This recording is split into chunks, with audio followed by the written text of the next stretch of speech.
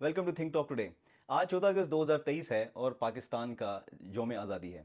14 अगस्त 1947 को पाकिस्तान एक nation state के तौर पर वजूद में आया।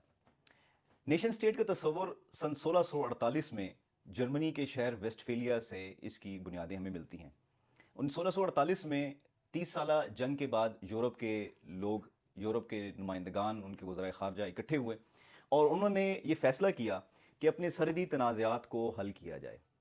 इन सरहदी तनाज़ात को हल करने के अलावा उनके पेश नज़र अपने मजहबी तनाज़ात को हल करना भी था। 1648 में 4 साल की नेगोशिएशंस के बाद यूरोप में सरहदी तनाज़ात को हमेशा के लिए ख़त्म कर दिया गया। तमाम ममालिक के सरहदों का तयन कर दिया गया और यूं वो झड़पें जो यूरोप में 30-30, 40-40 और बाद 100 साल की जंगों पर मुहित रहती थीं, वो जंगें ख़त्म हो गईं और यूं नेशन स्टेट की बुनियाद पड़ी। इस नेशन स्टेट की बुनियाद के साथ ही दो चीज़ें नेशन स्टेट की बुनियाद में मौजूद हैं, जो बिल्ट इन हैं, वो इस तरह से हैं कि एक मसला नेशन स्टेट के साथ नेशनलिज्म का तस्वुर होना ज़रूरी है। नेशन स्टेट के सर्वाइवल के लिए नेशनलिज्म का तस्वुर ज़रूरी है। वहाँ के बाशिंदगान को ये एहसास होना कि हम एक नेशन से बिलोंग करते हैं, हमारी बुनियाद एक है। और इस नेशनलिज्म के साथ जो दो चीज़ें जुड़ी हुई हैं, एक है रेसिज्म जिसे हम नस्ल परस्ती कहते हैं, और दूसरा है फाशिज्म।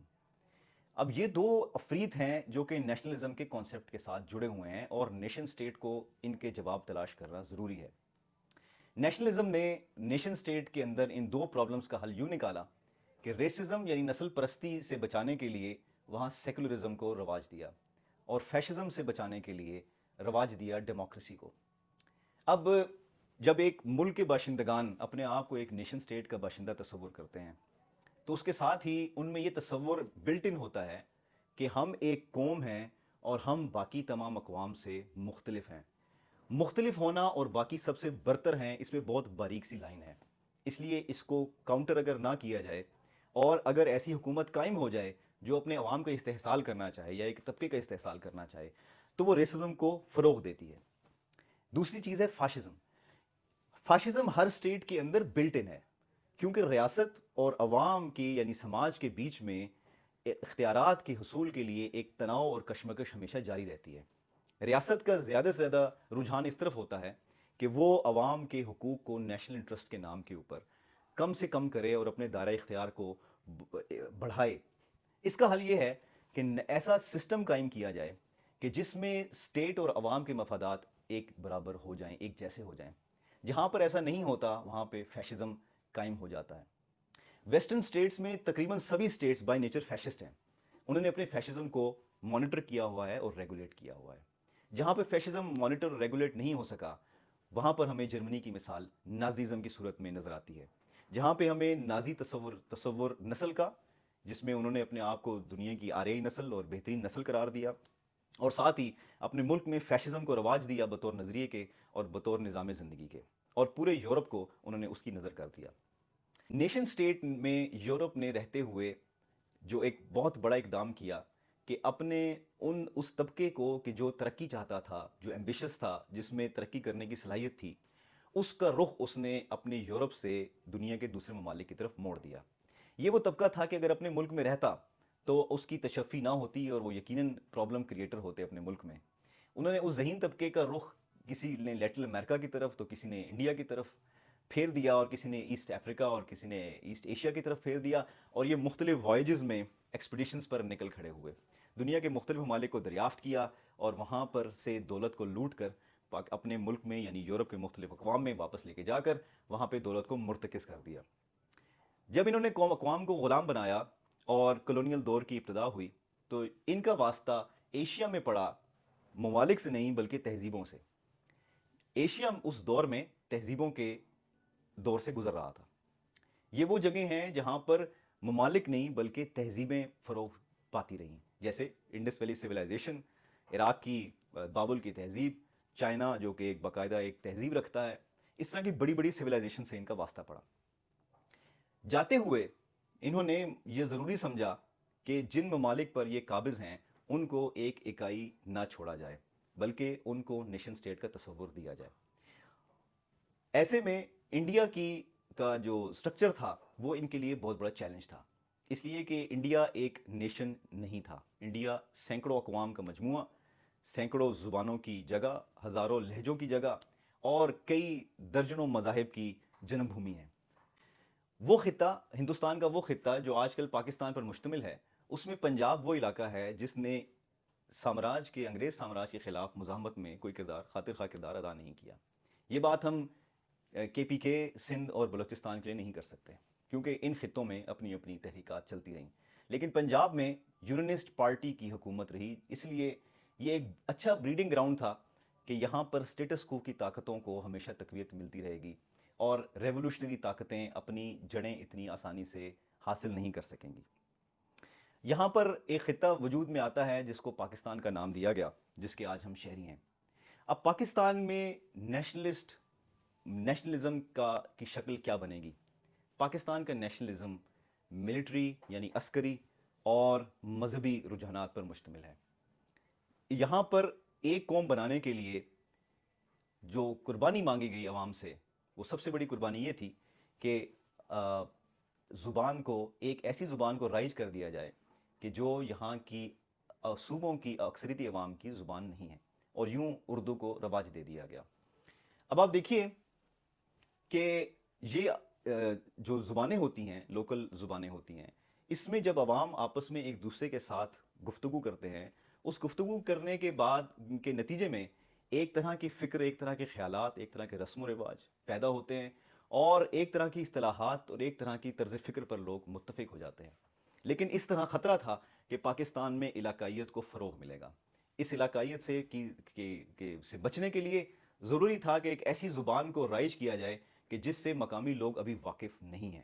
یہ ایک بہت بڑا اقدام تھا، لیکن پورے پاکستانی عوام نے اس نئی زبان کو نہ صرف قبول کیا بلکہ آج پوزیشن یہ ہے کہ پاکستان میں رائج لوکل زبانیں اپنی اصل حیثیت کھوتی چلی جا رہی ہیں. یوں سماج نہ صرف کمزور ہوا، اس کے آپس میں تعلقات کمزور پڑے، بلکہ ہوتے ہوتے اب زبان جو اردو زبان ہے وہ پورے ملک میں اس طرح سے رائج ہو چکی ہے کہ اب اس کے نتیجے میں نئی روایات اور نئے طرز فکر جو ہے اس کی طرح پڑ رہی ہے. دوسری جو قربانی اس نیشنلزم کے تصور کے تحت پاکستانی عوام سے مانگی گئی وہ تھی ثقافت کی قربانی. یعنی جب انسانوں کے سماج میں آپس میں تعامل ہوتا ہے، آپس میں انٹریکشن ہوتا ہے، اس کے نتیجے میں کچھ روایات پروان چڑھتی ہیں، ثقافت کے رنگ بکھرتے ہیں، لوگ نئی نئی اپنے کام کو کرنے کے طریقے سر ایجاد کرتے ہیں، اور یوں یہ تعامل اور انٹریکشن نئی نئی ایجادات کا ذریعہ بنتا ہے اور آپس میں یگانگت اور اتحاد کا ذریعہ بھی بنتا ہے.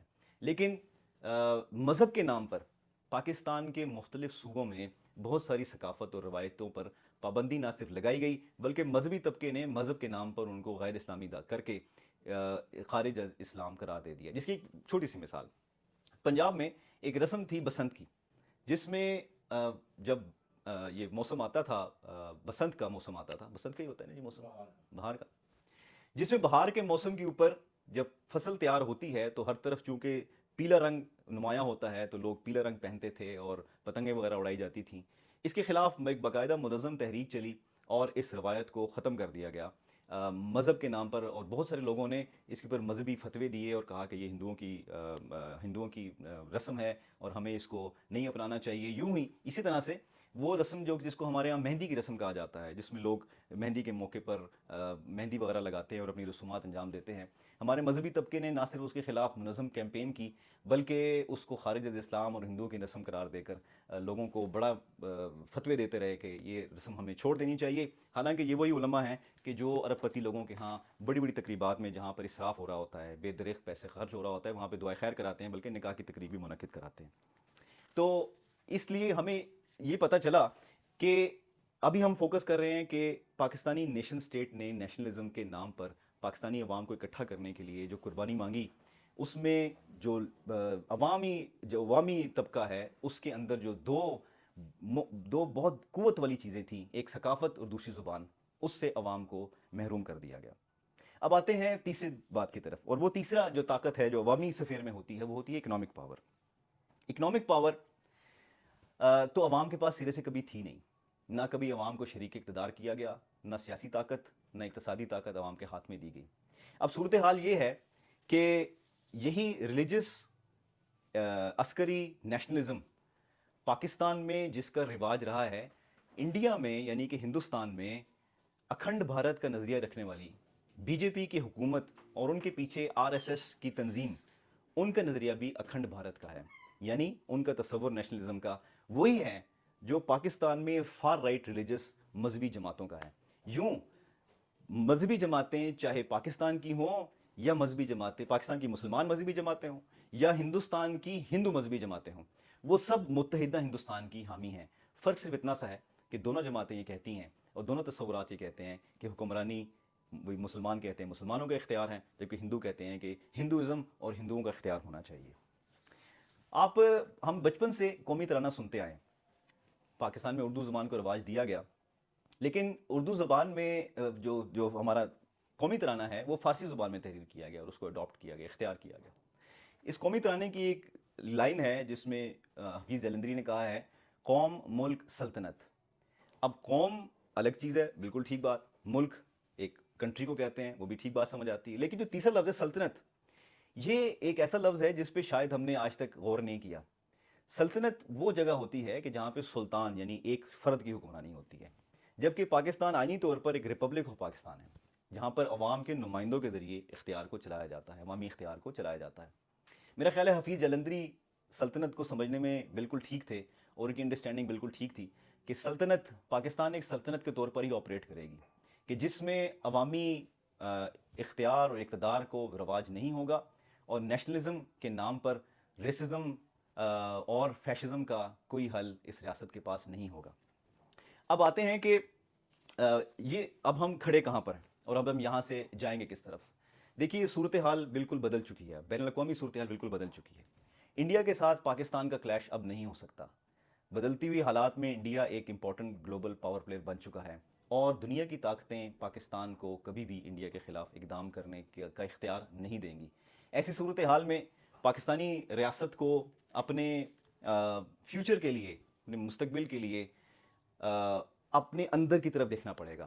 اس طبقے کی طرف دیکھنا پڑے گا جس طبقے سے زبان کی طاقت، ثقافت کی طاقت اور اقتصادی طاقت چھین لی گئی ہے.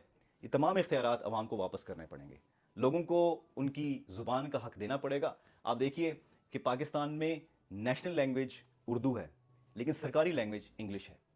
انڈیا میں اس کے برعکس نیشنل لینگویج کوئی بھی نہیں ہے، جبکہ ہندی ان کے ہاں بطور سرکاری لینگویج کے ضرور استعمال ہوتی ہے.